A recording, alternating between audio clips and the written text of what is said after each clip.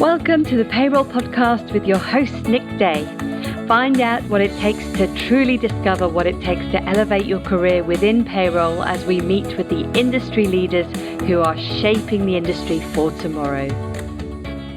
Hello and welcome back to Payroll Question Time. Delighted to say this is our 2-year Payroll Question Time anniversary. That's right, go for 2 years today. It's a new financial year for all of you as well. So we're going to be talking about that.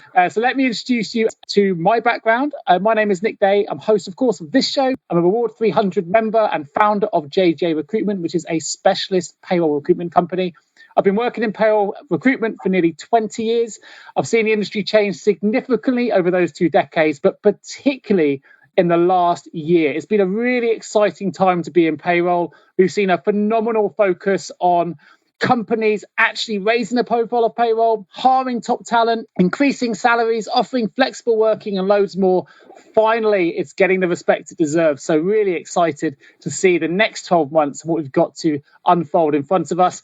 But that's enough of me. Let me introduce you to our panel. So let's start with you. Simon, introduce yourself. And if you can, let us know what you've seen significantly change over the last 12 months. Okay, good afternoon, everyone. And it's great to be with you on Payroll Question Time again. I think this is my 2nd year anniversary date, if it's your first, Nick. So very much there from the start from our colleagues at DWF, who unfortunately are unable to be with us today. But my background, I joined Centrefile back in 1984. I must have been a baby at the time, probably was actually, but 1984. After being with Sun Alliance in their IT department and joined a group developing new payroll software. I have a Master of Science in Payroll Management and I'm a Fellow of the Chartered Institute of Payroll Professionals, also part of Reward 300. I have been since the inception of the Payroll Top 50 back in whenever it was that 2009, I'm going to guess. But some years ago, I had the Strathern Lifetime Achievement Award as well in 2012, which seems a bit strange to me, and it did at the time because I felt too young when they awarded it, but I received that award from Payroll and Benefits. And my role in SD Worx is as the Director of UK Compliance Strategies. So my team look at the legal changes that apply and ensure that they're developed into the pay solutions. Now, there are sort of a couple of levels. There's legislation that's core into the solution, and then there's legislation that's within your process and applications. Does that make sense? We have responsibility for the core, the engine, in it, how it calculates things like tax and national insurance. However, you will have responsibility for things like how you set your pension scheme rules and how you set other policies like holiday pay and police national minimum wage. So we may have tools that can help you, but the responsibility lays with yourselves as the employer because they're subjective. But it's great to be here, and long may we continue on PQT. So what's been the one significant thing you've seen changed in over the last 12 months, Simon? I think there's a transformation on a number of things. So are we in this realization that at some point we've got to start paying for all this expense that we've had? There are significant changes that we'll see. We've got introduction of health and social care levy. National minimum wage revolution is coming in. I'm coming up with a whole list of them, Nick. That was a daft question for me, wasn't it? You can't pin me down to one. No, that's probably fair. Well, we're going to get through some of that in today's conversation as well. Let me introduce Andy Nichols, Industry Liaison Manager at the Pensions Regulator. Andy, if you'd like to introduce yourself and let us know something that you've seen change significantly over the last 12 months. Hi, everyone. Yeah, Andy. In my role at Regulator is really to help payroll professionals and payroll software companies, particularly with pensions generally, but mainly automatic enrolment. And it's funny picking up on Simon's point. The employer, for instance, has all responsibility for automatic enrolment, but obviously software helps the employer meet those requirements, but legislation applies to the employer. But whatever is built into a software system for automatic enrolment, whatever functionality is there, has to be compliant. So it has to be checked to make sure it's okay. But actually the duty still lies with the employer. And the wonderful joys of legislation, etc.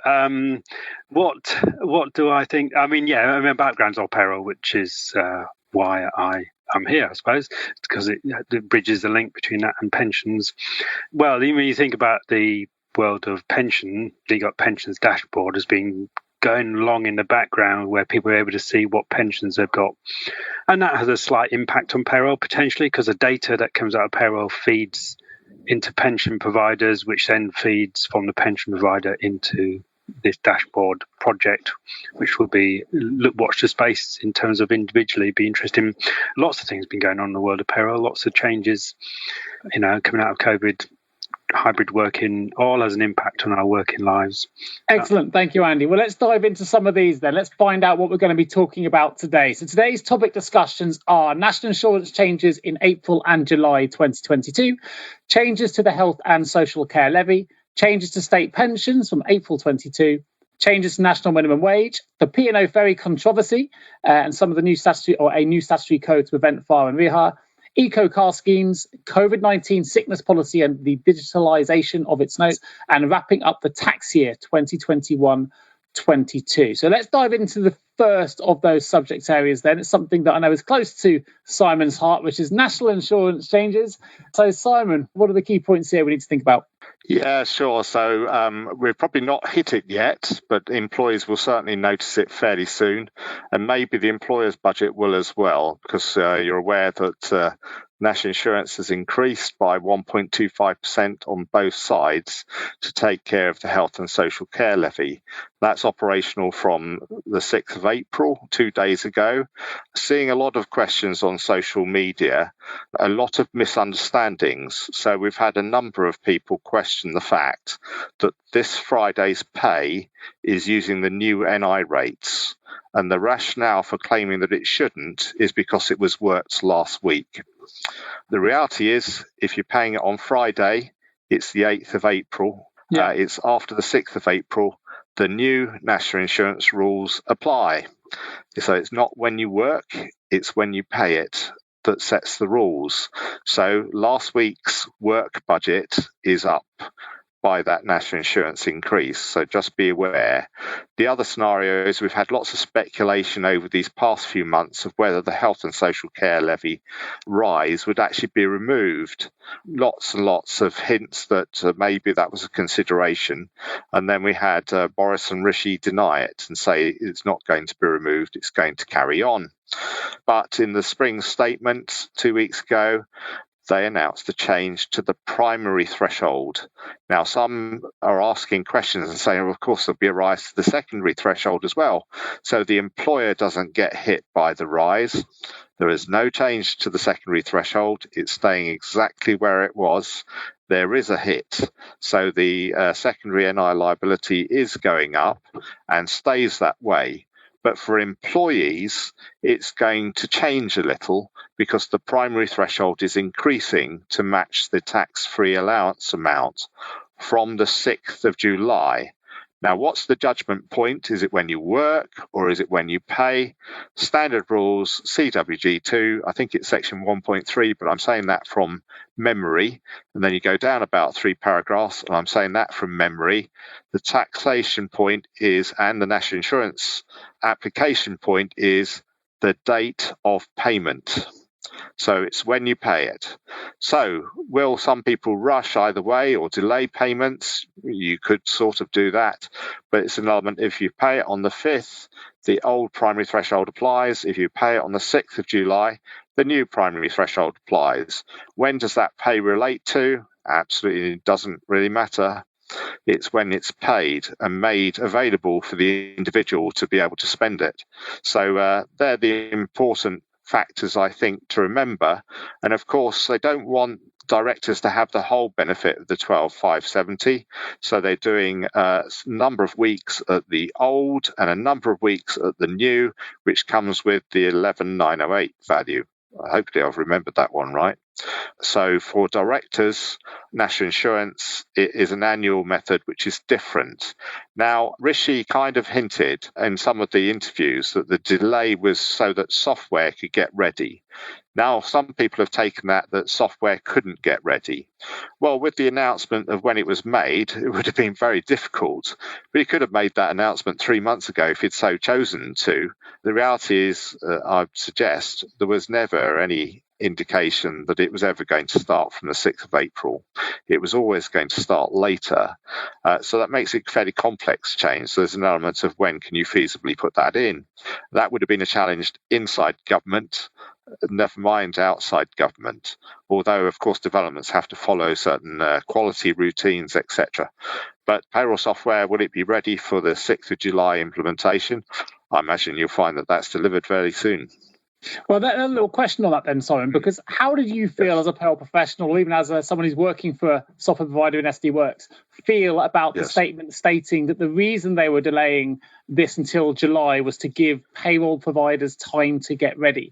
Because I spoke to a COO of another firm, payroll provider, who felt very confident that actually that was a bit unfair on payroll providers, and they were ready right now, and they've had dealt with much more complex changes in the world of payroll, in a heartbeat, rather than wait till July. So how did you feel about that being given as the reason?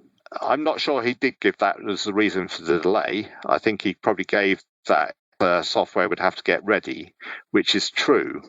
But if the government is stating it was delayed for software, that would be false, because they weren't of our software. This is a government policy and a government decision.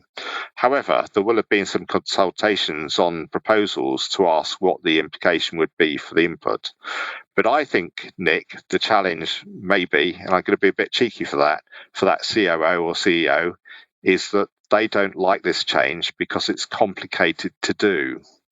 And it would have been easier to apply a 6th of April change. I agree with that. However, the Treasury never offered that, ever, even in pre-consultations. The consultation was always that it would be a post-6th of April change. Now, why? And I think now I'm going into opinion and views here, so don't hold me to these. Why? Mm-hmm. And that's if it was brought to the 6th of April, a number of us wouldn't have noticed the change, because it would in effect kept a status quo and wiped out the health and social care levy for the lower paid. And for the higher paid, we would have noticed some change, but it'd be offset by the rising of the primary threshold, and it would hit the secondary threshold. The reality is, what's the best way of putting the price rise on a Mars bar? Well, the best way of putting a price rise on a Mars bar is to put the price up and knock some pence off. And then you get rid of the discount, and you were always getting it cheaper, weren't you? Whereas in reality, you paid more all along. And so I think there's an element of they want us to feel it, to then in July go, phew, that's not so bad. Sorry, okay. Is that a bit too speculative? No. But I think there's an element of sometimes what you do is you do something harder and then relax it, and we feel fantastic. It's not as bad as we thought. Sure. No, that I think we said makes sense. I think there was some disappointment out there in the world about the fact that it's going to cost some of the, incomes went up to about £35,000, about £90 in additional costs as a result of the delayed change. And for some, that's going to hit them quite hard, particularly with higher energy prices and things like that. Well, I'll put another view, Nick, is could the Chancellor have done something about that? And the answer is yes. In July, he could have put the primary threshold for this year even higher, couldn't he? So there's an element of thinking we're paying £95 more than we needed to. The Chancellor could have charged us £95 less for the remainder of the tax year if he wanted to. But, I'll give it a view. I don't think it was ever the intention to give people that £95. No, I'll agree with you on that as well, as my view, for sure. Well, the good news is we've had our first question in from our audience, which is great. So I'm going to start with this one for you, Simon. For the last 2 years, my company has been paying all staff a tax-free working from home allowance of £26 per month, as allowed by HMRC. Like many companies, we have now gone to a hybrid arrangement, broadly 3 days in the office and 2 days at home per week. In the new fiscal year, can we continue to pay this allowance tax-free? I'm regulated in my own right to give tax advice, and I guess we've already had the caveat at the beginning of the disclaimer. We have. On behalf of SD Worx, I can't give tax advice. So it's a regulated activity. Personally, I potentially could.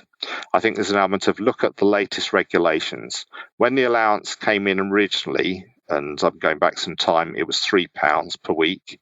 It was for occasional working from home allowance and had no questions asked. It's changed, it went to £4, and then at the beginning of COVID rose to £6 a week, or £26 a month. If you actually pay it, you can pay 26 because it's rounded up to a whole pound. That allowance can continue, but you need to look at the revised conditions for doing it. Under COVID, the government have been fairly relaxed. So if you worked at home one day, you could have the allowance for the whole year. Is that really the case going forward? I'd say look at the guidance on HMRC. Also, now we're in this hybrid situation, there's an element of thinking, what's the regularity of working in an office? So is that now your permanent workplace on particular days, or is it a bit more random? So there's a whole plethora of legislation around expenses and benefits and travel in relation to where you work. For example, officially I'm a home worker, have been since 2002, so that's 20 years, predates this, and seeing what the arrangements are. Do I travel on business? Of course I do. Not so much over the past 2 years, but certainly used to do a lot of travel. In essence, I'm saying yes, the £26 a month or £6 a week can continue for those who are working at home, but you need to look carefully at the guidance because it will say slight different things in relation to choice, and whether the employee is choosing to do something as opposed to there is a requirement to do something. However, it's a tricky one, isn't it? Because I'm thinking of the SD Worx offices, our own. Most of them actually don't have any desks anymore. So no one really has a permanent workplace that they can call their own, with their own drawer of staple removers and staplers and all that sort of thing, and a screwdriver. That's right. Now it's meeting areas, and they're not singular generally either. They tend to be more for mini teams or large rooms. So they're built as rooms for people to work together as opposed to an office to go and work.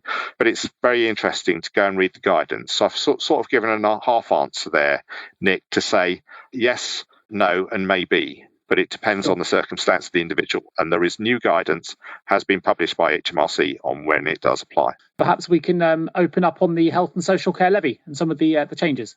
Certainly. So the Health and Social Care Levy has come into play. The government have asked if we would put a payslip message on. It's not law. There's no legal requirement to do it. But there's a lot of social media debate going on. I think we've probably even seen that in the Payroll WhatsApp group to a certain extent, maybe even on the HR leaders one, and certainly on some of the others, of whether people will or won't. So it'd be interesting to see the results. I think that most will probably comply, but some of the larger businesses seem to be a bit concerned of this message and what it's for. And actually, many have chosen to do alternate messaging to their employees.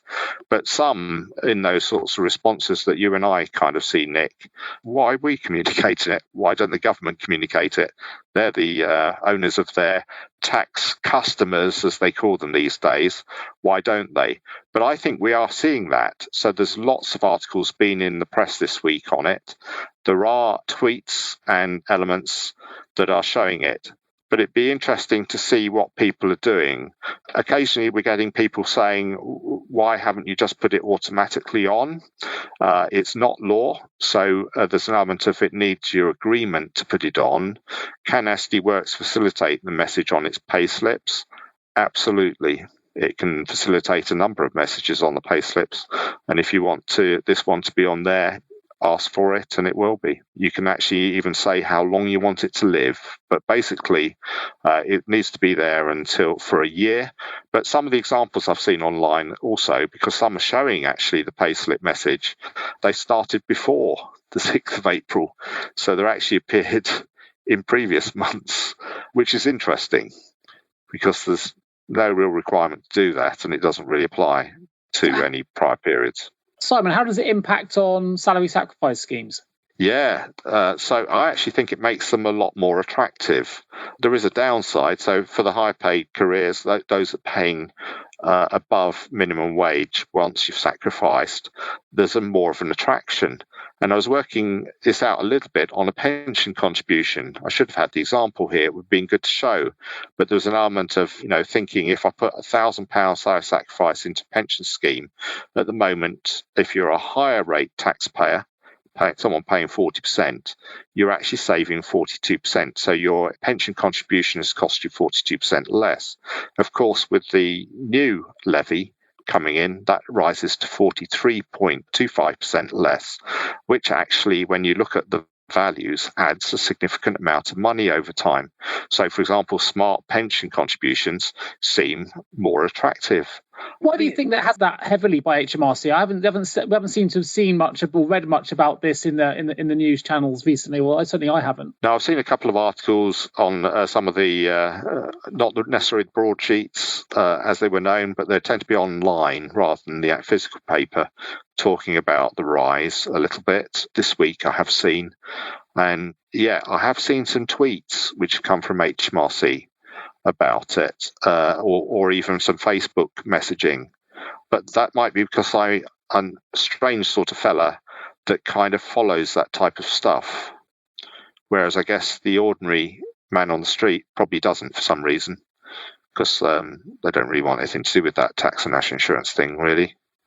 But those strange payroll people seem to follow Facebook pages about HMRC and DWP for some reason. I was thinking that for me, if I go back to my payroll roles, am I going to get a lot of questions from my employees as to why my national insurance has gone up if they realise it? And maybe putting the message on a payslip might be worthwhile doing that, especially if you can put more than a message and a link to explain it, to try and be more helpful and to reduce queries, especially in April.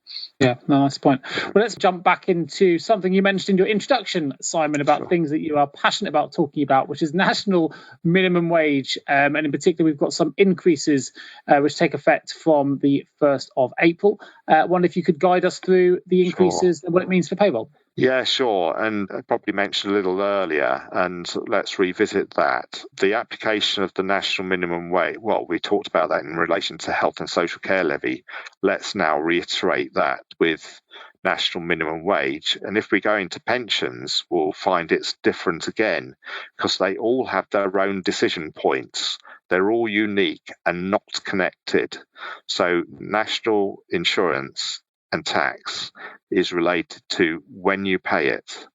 National minimum wage is not. National minimum wage relates to the start of the pay reference period. So for pay periods that start from the 1st of April on or after, the rise applies to national minimum wage. If the pay period started on the 30th of March or the 29th of March and then goes to the 28th of April, the pay period has started before. And again, it doesn't relate to necessarily to when work is, although it has some correlation under Section 9 of the National Minimum Wage Regulations. Then you've got subsection C, which can relate to when timesheets are associated and which rate applies. But in effect, the pay rise is for a pay period starting on or after the 1st of April. So some queries may come in saying, why haven't I got my days for the 1st, 2nd, 3rd, 4th, or a weekly payroll, for example, paid at the new minimum wage rate? Why is it paid at the old? The legal requirement is that actually you only have to pay it at the old. It's only for the next pay cycle that it has to be paid at the new. So that's one of the oddities about it. The other aspect, I guess, on national minimum wage is the 21, 22-year-olds. We've talked about this on prior sessions, but remember, they've had quite a rise. I think it's over 11%. This is a stepping stone, I would suggest, to the national living wage rate age band dropping eventually to 21. So this is kind of halved the gap. So you'll probably find in future the gap is removed because the age is dropped to 21. So the intention of getting there certainly by 2024, as there is for increasing national minimum wage, national living wage rates for 2024 to a new target value, which would be much higher than the £9.50. Yeah, quite passionate about national minimum wage. There's an expression that we're kind of coming out with in SD Worx, and you may see this, which is minimum wage, maximum confusion. Because minimum wage law is really confusing. Certain aspects of it don't count for minimum wage. For example, if you come in and do time and a half, the half pay doesn't count for minimum wage purposes. And if your salary sacrifice will have a deduction, the auditors will ignore the half pay. That's cash in the hands of the pocket of the employee, etc. They'll look and deduct anything off the standard single pay. And if you've underpaid, they'll make you top it up. So it's an element of really understanding really complex. Maybe that's another one. We'll call it minimum wage, maximum complexity. It is really complicated. Quite often we'll talk to people and say, have you got a minimum wage problem? Is there anything we can assist you with? No. We pay £9.50, so we're all good. And it's not about the pay rate, it's about the pay received for the time worked. But they do quarter-hour rounding on time machines. So if you're in at 5 to, they'll count that from the hour. Or if you're in at 5 past, they'll count that from 15 past. HMRC, national minimum wage people are going to say, why didn't you pay the 10 minutes? A good example for everyone who's watching this who already understands and knows how complicated payroll is. I think one thing we've got to try and do, maybe SD Worx can do, is get that message out to everyone else, because it's not easy, as these PQTs really show. What's the impact then on maternity in Alabaster? The Alabaster rule, everybody starts cursing and going dizzy at this, or feeling ill, or they think they've got a touch of COVID maybe.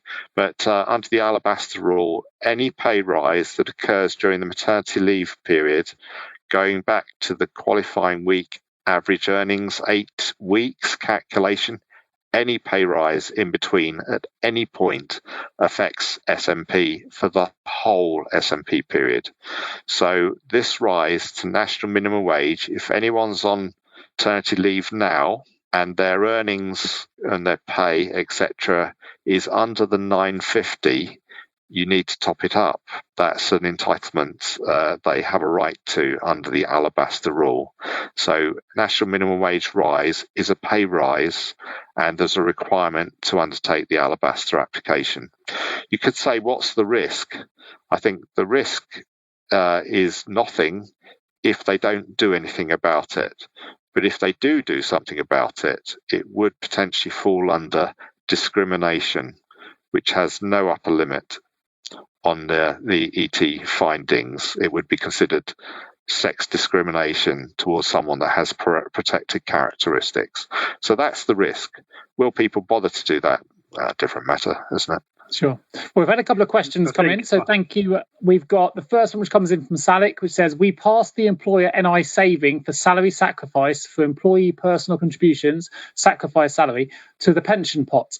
From this month, an extra 1.25% would be saved by the employer. Do you know what will happen next year when it will become a separate tax charge? Will there still be an employer saving on the sacrifice salary for pension? So there's probably one for you here, Andy. Well, I'm not aware what the decision is yet in terms of health and social care levy, how that will work in 23-24. But at the moment, it's national insurance, yes, obviously that will get into the pension pot. But if they're going to treat health and social care levy the same as national insurance, then salary sacrifice will still apply. And therefore, by you adding the extra from the employer's NI saving, that's really good to keep those pension pots topped up to the max, really. But I don't know yet. I've not heard. Yeah, I suspect that Andy's correct in what he's saying, that the saving will be there because they've not actually earned that money. However, there are risks to you by doing that top up. And the risk is that if someone goes on maternity leave, you have to maintain that top up, yet you've saved nothing. And Andy may be able to talk about that. But employer contributions have to continue as if they were working, and you won't have any saving to cover it. Sure. Now, for the apologies, a moment there, we had an extra panel guest just join us, because when I asked that question, Alexa started answering it for us. So apologies. Twisted off in the background. We've had another question come in from Emma. I think we may have answered this already, but I'll just run it through again just in case, which is for you, Simon. When do you think the national living wage age threshold will decrease again in the future? there was a plan. I mean, I'm saying this from a memory, so forgive me if my memory is slightly out, but my memory tells me that the original plan was for 2024. May have to verify that. However, take care, because you may find the gaps shrinking. So you may find that next year, the 21, 22-year-old gap may be halve it again. And bringing us back to the dreaded word of Alabaster, Joe Panter has asked, if an employee is due Alabaster back pay, when do we have to pay it back to them, please? As soon as you can. So next pay period that you identify the rise, just pay it. You can still claim from the government, just add it as SMP onto the payroll return, and you can claim back that 92. So include that extra top up on your EPS, well, the reclaim value on the EPS, and you'll get that covered. So it's in effect, from the period the rise is applying, really, you should do the back payment of SMP, I would suggest. And Andy, I cut you off to ask that first question when you were in mid-flow on the impact on maternity and Alabaster, so I'm going to bring that back to you. Yes, yeah, I was just going to say about just from a general perspective in terms of what's going to happen in April, because the national minimum wage has gone up. You may now find that there's people that weren't, maybe part-time people, that now are starting to earn above the trigger point for automatic enrolment. So you may find that April has a little influx of people being automatically enrolled. And of course, they may opt out as well. So you may find a little bit extra work within the world of payroll generated by that. And also what has already been mentioned is, if you have got a salary sacrifice scheme in place, pension salary sacrifice, or even any salary sacrifice scheme, you need to look to see whether or not you can still apply that salary sacrifice. And don't forget, national minimum wage, if you get an inspection and you discover you're informed that you are actually underpaying and you've got to work back possibly up to 6 years to recalculate what should have been due, the same will apply to automatic enrolment. When you pay those national minimum wage arrears to someone 2 years ago when I should have had extra £10, that £10 may mean that person triggers in that week 2 years ago, and they should have been enrolled in that week 2 years ago. So it's not just a simple tax national insurance type of view. You've got pension involvement in national minimum wage arrears set up. So be careful, and just be aware. As we know, it is complex. Payroll is complex now. It is complex. Yeah. Well, let's move on then. Last payroll question time, we talked a lot about tribunal compensations. We highlighted the P&O Ferries situation, which continues to roll on in the news with the first, I think, cases coming through now. But it has actually resulted in a few things to consider from a payroll perspective, one of which is the new statutory code of practice to prevent fire and rehire. And we're going to discuss that as well as what the long-term impact of that statutory code is. So back to you, Simon. I wonder if you can just elaborate a little bit more on the P&O situation and this new statutory code. So yes, it's been an interesting few weeks on the P&O affair, to the extent that the CEO was summoned to Parliament, made an admission that they had broken the law as an organisation, but felt it was worthwhile. Because it would cost less. And that's a practice that we sometimes see in some of the social media, even for smaller businesses, of thinking that sometimes the employer thinks the employee won't complain. And they'll just live with it or don't know their rights, and so we'll move on. And there are time limits on activity.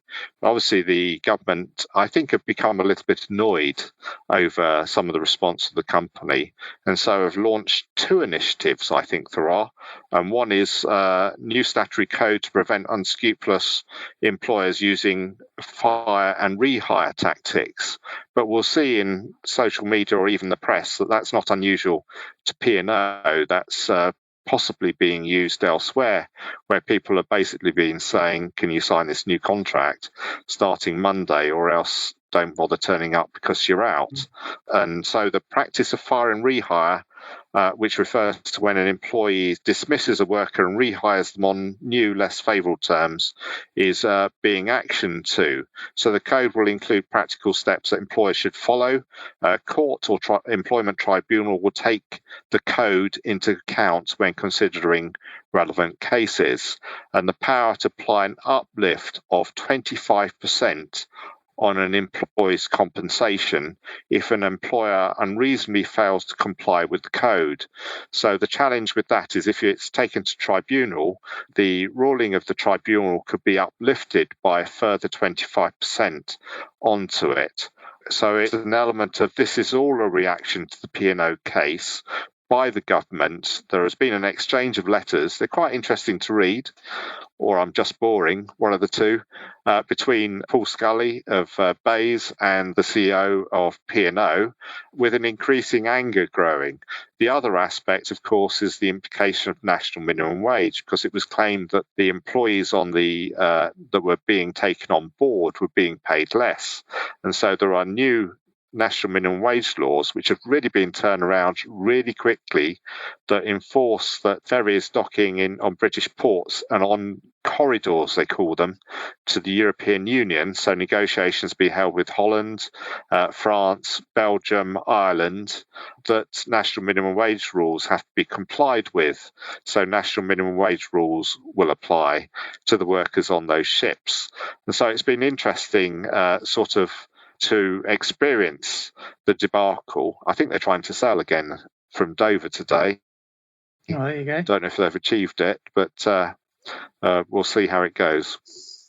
Excellent. So what do you think is the long-term impact here? I mean, presumably had this been in place before this has occurred, it probably never would have occurred in the first place. So do you think we've done enough to prevent it happening again? And what do you think will be the long-term impact?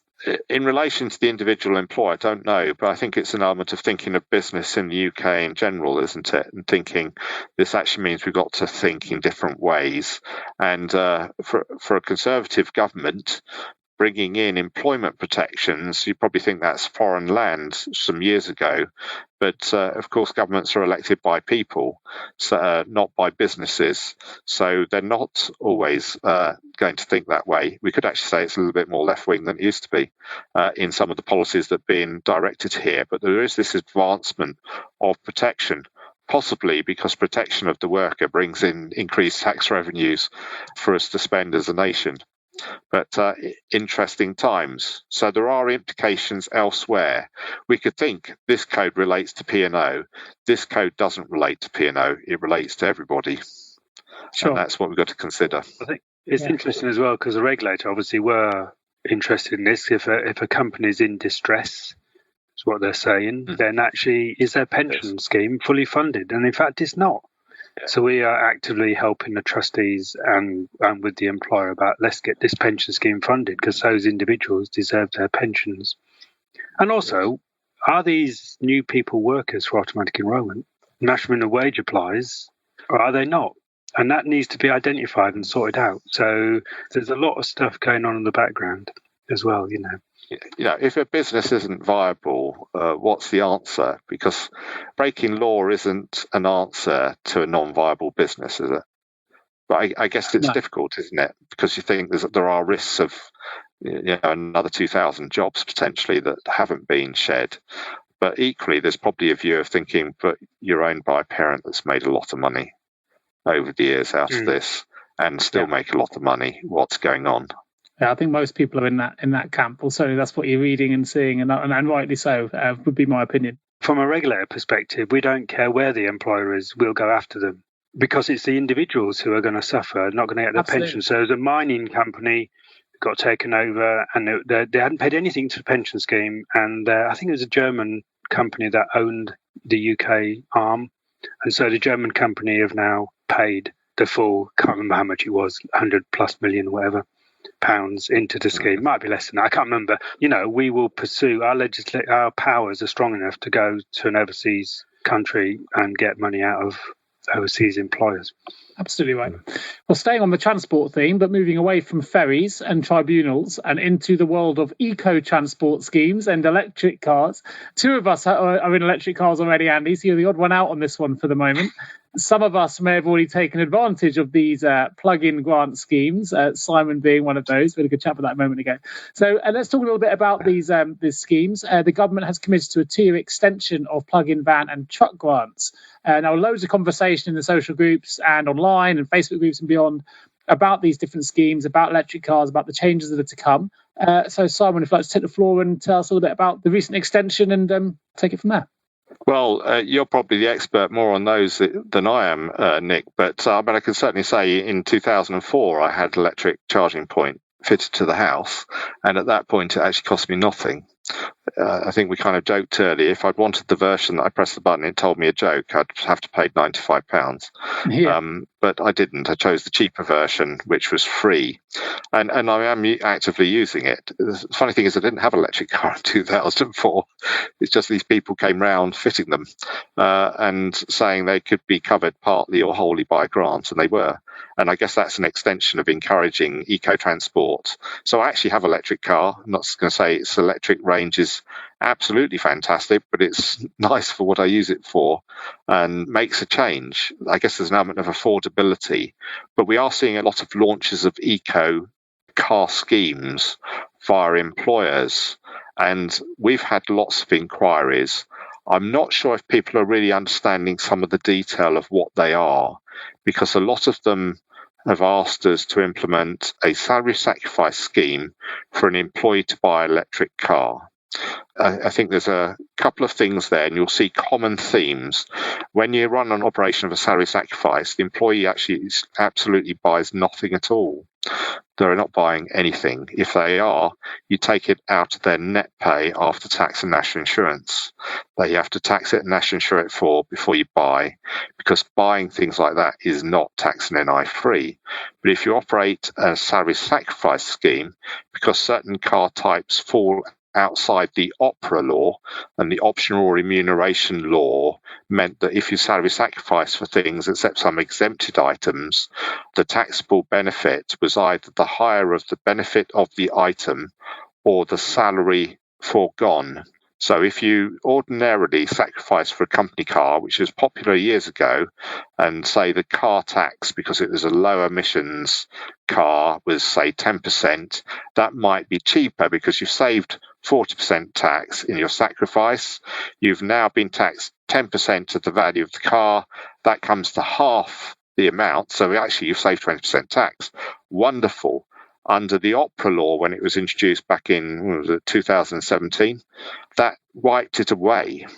So in effect, the taxable benefit of the car is the same amount you've sacrificed, but it exempted eco cars.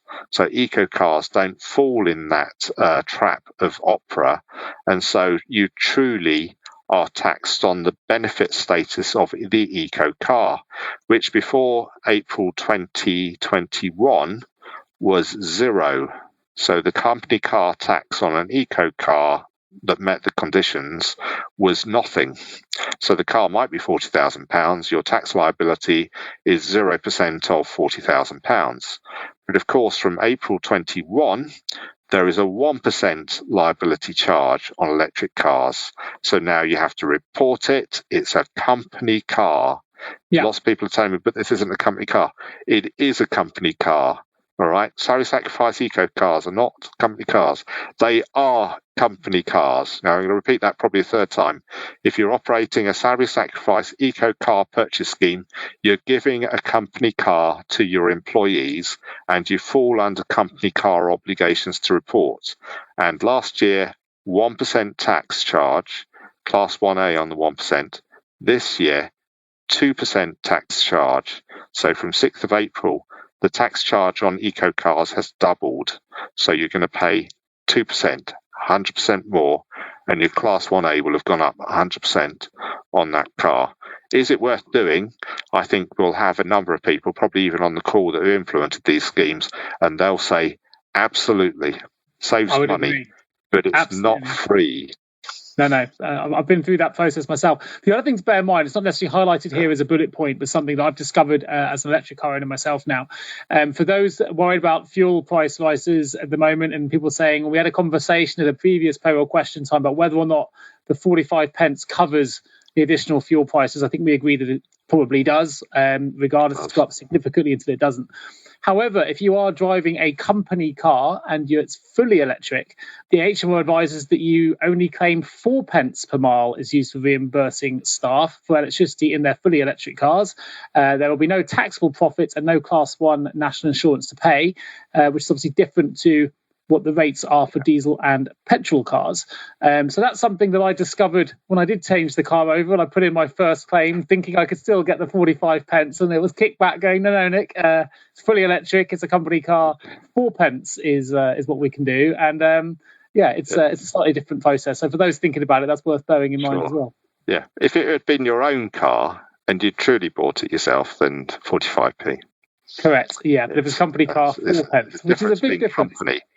That's right. And that's why it's important for people to understand if they're offering salary sacrifice pension eco car arrangements, it is a company car. You can't go above the AMAP rates. However, the other trick, and I guess this is just going into sort of chit-chat a bit, is the nice thing I discovered when I got my electric car from my son, who used to work at Peterborough United Football Club as a fan appreciation officer, whatever, and a colleague of us said, oh, he's just got an electric car. Did he know he can park in the charge spot for free? And the electricity is free in all the council-run car parks. And I didn't know, but it is true. So if you go to the council car parks and find a charge point there, point or whatever, there is no charge for charging your car, and you can leave it there for 3 hours free of charge. So I've now learnt all the others are scrambling for car parking spots for Peterborough United. I know, impossible, you say, in the bottom of the league. But there'll be plenty of spaces. No, but really, if you go there, you find the car parks are full. The electric spots, mind you, are getting more and more cars. I can park in there quite late, put it on charge, go to the match, come out, and it's cost me nothing. Very good. Well, I think the other thing just to mention, because this is confusion at home from my wife who asked this question, so there may be further confusion out there. We're talking about fully electric cars. So for drivers of hybrid cars, then you can still use the appropriate petrol or diesel rates. So we're not talking about hybrids, which of course utilise electric technology. Me and Simon here are talking about fully electric vehicles. And not everyone's necessarily familiar with the differences. If you haven't gone down this route yet, they are very different in terms of the way that they're calculated. Well, I've got you here then, Simon. Have we talked yet about the plug-in grant scheme? I know we mentioned you took advantage of it. Just to highlight for those that are thinking about implementing an eco transport scheme or electric car scheme for their staff, what this entails. Well, I'll claim no expertise on this, but and again, I probably know the sorts of things you know, but certainly I benefited from a prior grant scheme in 2004 in the early days, but now the VAT has gone on the arrangements, and as you're saying, there is a potential grant for installation of various equipment for your plugins to be fitted to the side of your house. Mine it's just on the side of the house. Some people have them in their garage, but I have one just on the side of the house. Yeah, there's lots of things to look at online here as well, benefits and things. So worth exploring. Good. Well, let's move it forward. The dreaded word COVID-19, hopefully one of the last times we'll be using this in a payroll question time and beyond, but there are still a couple of changes to consider. We're talking about the sickness policy and fit notes and managing COVID-related absence without isolation guidelines now that they've been removed. Obviously, we usually have a DWF supporting us with this kind of content, but can't join us this week. So we're going to come back to you again, Simon, to bring us up to speed. Well, yes, I guess it's all an element of confusion. Again, we see a lot of social discussion about this, but the COVID emergency measures all ended on midnight, the 24th of March. So there are no COVID-related measures, but you need to look at your own policies and decide what they state, because some are kind of saying you wouldn't pay for COVID absence.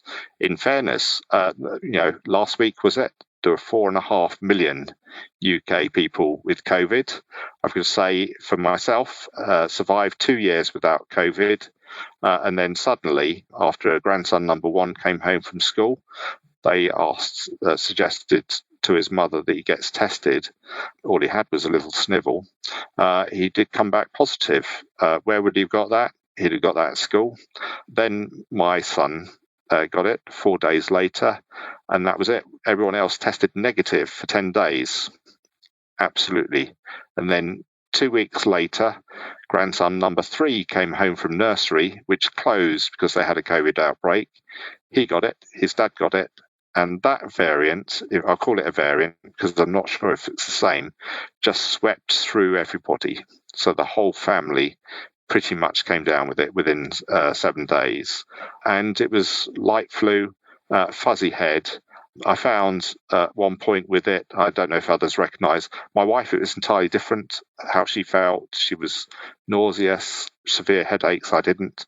I found myself anxiously wanting to do something, but not knowing what to do, if that makes sense. That was the conditions.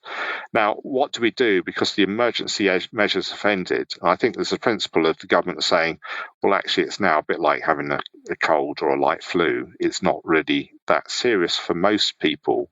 What do you do? And then what do you do if someone catches it? So work-wise, do you operate isolation? Because there are absolutely no isolation law in place anymore in England. You don't have to isolate. You're asked to stay away from people and suggested that maybe you ought to take some days off work, but legally you don't have to. So what do you as an employer do? Do you allow them in? Now you've got to pay for tests as well. Are they going to bother to pay for tests? They're not free anymore. So I imagine we'll go into an area of not testing at all, because why would you? Are you going to provide tests to your employees for free if they suspect COVID outbreaks? Or are we back to herd immunity position, really, that maybe the government wanted in the first place? Did I say that? I didn't, did I? We'll end up following a policy that we naturally follow with things like flu. That would be my guess. If you get it badly, whether it's COVID, flu, or something different, no one wants you in the office because no one else wants to pick up what you've got. And a little bit of common sense hopefully will start to prevail. Yes. So standard SSP rules apply. 4-day PIW, that was always the rule. There was a 4-day PIW had to be formed, but there are now 3 waiting days. If they've had another absence within the previous 56 days that formed a 4-day PIW, the waiting days sort of merge. So they may have already been served, pay SSP. If you're telling someone they can't work and they don't feel that they're ill or sick, but you're saying they shouldn't come in because you don't want them, then you're potentially in grounds of medical suspension. Medical suspension is full pay, 28 weeks. So there's an element of, are they ill? Because no medical professional is saying they are, and they're saying they're not ill either. So there's an element of taking care. And in things like the public sector, they would require them to take the time out. But equally, the public sector policy is you pay them full pay anyway, always was. So there wasn't you get SSP only. It was, if you work in the NHS and you have to go off and you're an NHS employee, you get full pay. So it's an element of thinking what the considerations are for some of those aspects. And the confusion comes in when you're bank and not really NHS, your agency and so forth and so on, of who is the real employer, etc. So interesting times. The other aspect is the launch this week of the digitisation of FitNote. Should we go there? So the FitNote no longer has to be signed by a medical professional. It can be issued by them electronically or on an app and issued to the employer. So you can accept the FitNotes from that new digitised version. There will be a mixture of old paper and new digitisation that comes in because the paper was on the desk and they could obviously use it. Whereas when their supply runs out, they'll have to go fully digitised in the doctor's office. So just be aware of that. I've seen a lot of social media discussion this week on people saying the doctor said I was fit for work on a FitNote, but my employer won't allow me to go in. Why are they ignoring that? It's a legal right, isn't it, for me to work? And the answer, of course, is if you've got a FitNote and it says you may be able to work, the employer has to agree whether that's really the case or not, and they don't have to agree. They can say, okay, you got a FitNote, it doesn't expire for 2 weeks. It says you could do light duties, we haven't got any, so stay at home, you're sick. And so you become an unfit person if the employer doesn't agree to the fitness requirements stated. Of course, when it expires, you haven't got any FitNote or anything, you should be able to work. I do know that, touch wood here, that I've managed to avoid, to my knowledge, COVID so far, but I've never been more petrified of it than I am probably right now, because we've finally, after 2 years of not having a holiday, we've got a first holiday booked for the 14th. We're going over to the States. You still have to do your fit to fly test 24 hours before, videoed with a nurse. And if any of us in our family have it, then we can't go. So we're all kind of isolating now, hoping we stay free. It would just be that well-known law that we'll end up getting it now just before we go. So we're hiding ourselves away in our rooms, hoping to avoid it for just a little bit longer. Fingers crossed. But there are still, obviously, not every country is treating it the same way we are yet, which is very apparent. Right, we're going to move over to Andy's specialist subject here, some state pension changes. We've seen a 3.1% increase in the full new state pension. Andy, over to you. I think, the state pension is obviously down to DWP and isn't a TPR issue, but obviously it is going up, which is really good for people in the current economic climate, perhaps not as much as perhaps people were expecting, but that's a political issue, not for me to discuss.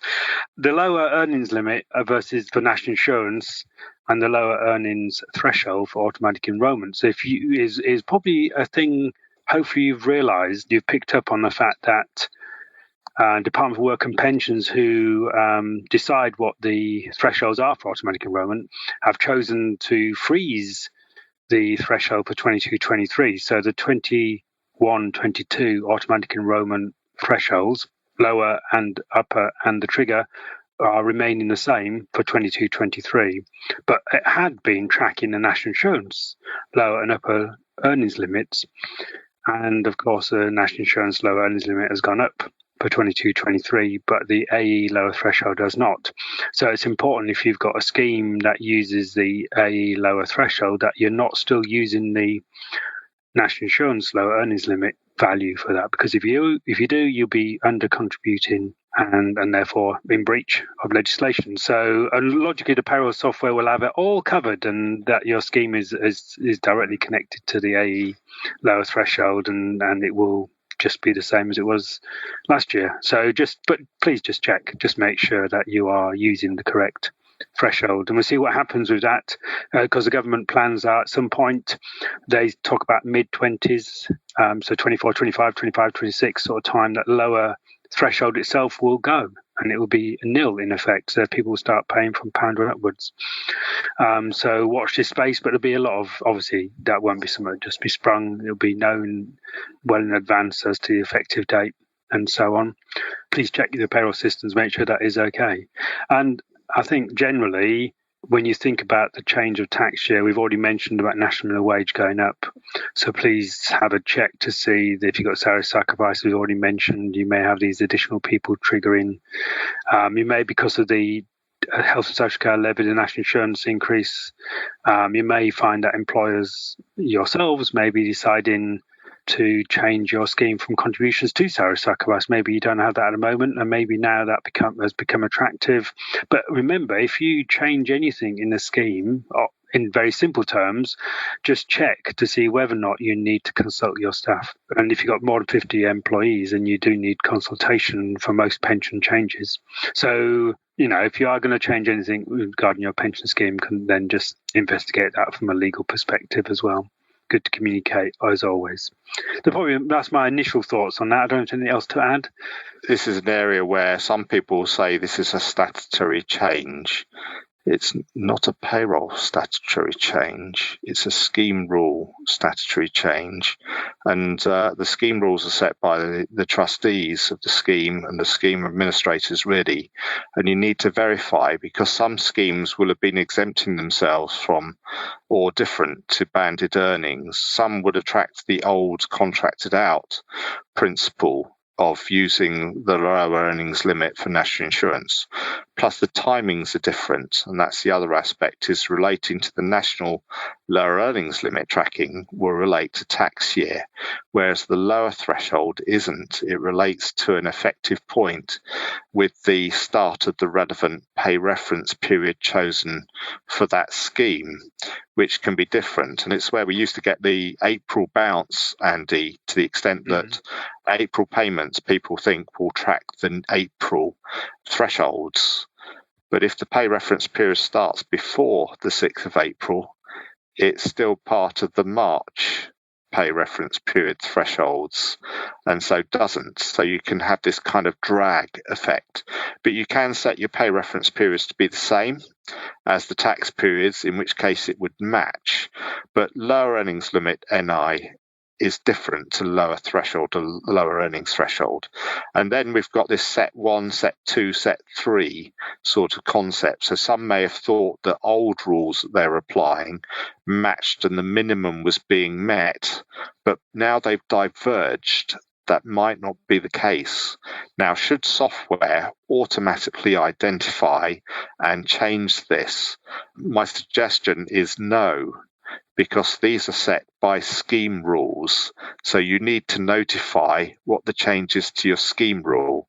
So there's verify it and inform payroll. Now, in the SD Worx solution, can you put in to use the lower earnings threshold as the min start for a pension scheme and do banded earnings? Absolutely, you can. Will that automatically go up or stay as it is? Absolutely. But if you've chosen the NILEL to be the lower and tracked, the NILEL has gone up and is no longer valid for banded pension AE schemes. I guess it could be for other types of schemes, maybe, Andy, if on different construction. But the key, you're absolutely right. You've got to make sure it's a qualifying scheme. And if you're using lower earnings limit, then the actual banded earnings is lower and it will be non-compliant. You're not paying enough E's and Er contributions into the scheme if it's a banded earnings scheme and you're using the LEL. So please don't do that unless your scheme, as you say, as Simon says, automatic enrolment puts you into a qualifying scheme. The qualifying scheme rules then take over. So what does the scheme require? But if it's a banded earnings scheme and you're using the lower earnings limit, not the AE lower threshold, then it will be non-compliant. Unless, I mean, it may be that you don't have an upper limit, in which case it's probably going to be all right because you're paying contributions above. But you should just ask the question to the pension provider, is my scheme still a qualifying scheme if you've got the low earnings limit as the setting? And as Simon said, if you've got a different concept of how pension pay is determined, that's just basic salary, then now your contribution rate's enough and all that. And that should be, those sort of schemes should be looked at least every 18 months. I know we've been focused a lot on the changes, obviously the 3.1% increase. I'd be interested to know, Andy, as an opinion piece more than anything else, nothing definitive here, but whether you think auto enrolment has been an overall success, because we know it has reversed the decline in workplace pension savings. There's some really interesting stats that said there's been a tenfold increase in total membership of occupational schemes, rising from 2.1 million in 2011 to over 21 million in 2019. And Simon mentioned earlier that there's every chance that contributions will start being paid from the first pound earned. But also, I remember when it's really hit the news when it first got implemented, a lot of people were saying, well, it's not enough. But as an opinion piece, are we viewing this as being a successful scheme since its launch? It has, yeah. Automatic enrolment is a really successful scheme, and lots of overseas countries have been spoken to DUP and the pensions regulator asking, how do you do it? Tell us how it worked, and then they've gone away and implemented their own version. Ireland, for instance, I think has gone live or will be going live with automatic enrolment. Various other countries, I can't repeat those ones, but they're public. The Irish one is.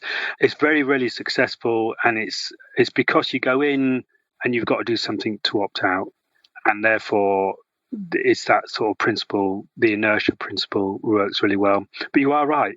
A lot of pension providers are saying, you know what, the contributions aren't enough. People might be thinking they're paying into a pension, and when they come to retire, they're going to be in a nice position to afford nice things. But actually what's going in, especially if you're lower paid, may not be enough. And that's what the government's looking at. So they're looking at the contribution levels right, changing the age down from 22 to 18, reducing the lower threshold to 0. And all those things will come in at some point in the future. Yeah. So yes, watch this space, but there will be advance notice. You won't just have it all of a sudden. I may be wrong on this, but the bill hasn't been passed yet to extend pension automatic enrolment to job holders aged 18 yet, or has it? Not yet. No, there was Richard Holden, the MP. He put forward a private member's bill, but it didn't run out of time in simple terms. But the government, the pensions minister, has confirmed that yes, we are going to implement the changes. What we don't know exactly when. And I guess the government are concerned about affordability for employers if you do drop it straight away, certainly in the current economic climate. But 24, 25 onwards, sometime from that point, I would expect down to 18 for the trigger age and lower threshold to go to nil. And people have discussed we're getting rid of the trigger completely so that everyone goes in, particularly for part-timers and equality, particularly tend to be more females, part-timers. Is that fair? How can we get these people employed? Even self-employed has been discussed. How to get self-employed people being paid into pensions, etc. 2-year anniversary today. Time flies. We'll soon be in 24, 25. And it only seems like yesterday when Autumn was brought in. I can't believe how many years have already passed since that was even put in. 10 years this year. Well, let's think about reflective bits then. Perhaps, Simon, you can kick off with wrapping up tax year 21-22. Yeah, sure. Another little comment. I don't know, it may apply to some of our listeners today, and we've talked about pensions in other nations, but Guernsey, so if you operate in the island of Guernsey, bring into play what they call the state second pension from January 2023, which is a little bit like pensions auto-enrolment. So in effect, if you earn up to a certain point, you then have to be in a pension scheme from £0 and contribute. So just to mention that. But wrapping up to tax year 2021-22, there are some timelines coming up. So we're now in the new year. All your stuff needs to really be in by the 19th of April. I know lots of you get a real pain with RSU issues, share options that are late, etc., which cause a lot of angst and difficulty and probably a lot of duplications and misbalances at HMRC as well. But get the data in order. Month 12 for directors is sometimes unusual because you'll have been operating the alternate method of national insurance contributions all year, and then suddenly it goes very strange. And that's because in month 12 or the last payment in the tax year, or week 52 if they're a director on a weekly payroll, you're required to reapply the annual calculation, take off any national insurance that's already been paid, and the difference, which could be positive or negative, is the NI bill for the last period for them. Some don't seem to be used to that sort of activity, but absolutely what the rules require under the CA 44 is that applies. So you can't operate ordinary NI for a director. Month 12 or the last payment in the year, which is if it's earlier, has to be annual basis. P60s no longer need to be approved by HMRC Forms Unit, but you do need to comply with the RD1. So you can't just do your own thing, but you don't need to get permission anymore like we used to. So it's good luck with tax year end, really, and hope it all goes well. Make sure your data values, we get some people trying to do negatives in tax year for certain statutory values. You can't. The FPS will be rejected. So don't. Remember your final declaration on the EPS, and you'll have your P11Ds, your Class 1A to calculate, payments over for July, and Happy New Year or Happy New Tax Year. I think for the first time ever, maybe with a slightly smaller panel, we're going to be finishing on time. Well, I'll take this opportunity as well to say if anyone's watching, still listening to this and watching the webinar, and you want to connect with myself, Andy, or Simon, please do reach out to us. Please do let us know what you want us to feature in future Payroll Question Times. It's very much a service to support all of you. We try and pick the subjects based on the feedback you give us and what we think you want to know about based on what we believe is relevant, but you may have something that you're desperate for us to cover in a future episode. So do let us know what that is. And you can find us, myself and Simon, on LinkedIn. We're here to support. And as he said, there's lots of social groups out there as well, which are there to help you all. The next Payroll Question Time to get ahead of the curve is the 20th of May. So please do remember to sign yourselves up. It's at sdworx.co.uk/PQT. I think it just leaves me to say a huge thank you to Simon Parsons and Andy Nichols for joining me today on the panel. And I look forward to bringing you the next episode of Payroll Question Time on the 20th of May, 2022. Thank you, Simon. Thanks, Andy. Thank you, everyone, for joining us today. Bye. Thank you so much for tuning into the Payroll Podcast with Nick Day of JGA Recruitment. If you need help with a current payroll vacancy, then please get in touch with Nick and his team. All contact details can be found in the episode notes. In the meantime, to make sure you never miss a future episode, please subscribe to the show through any of your favourite podcast channels. Till next time.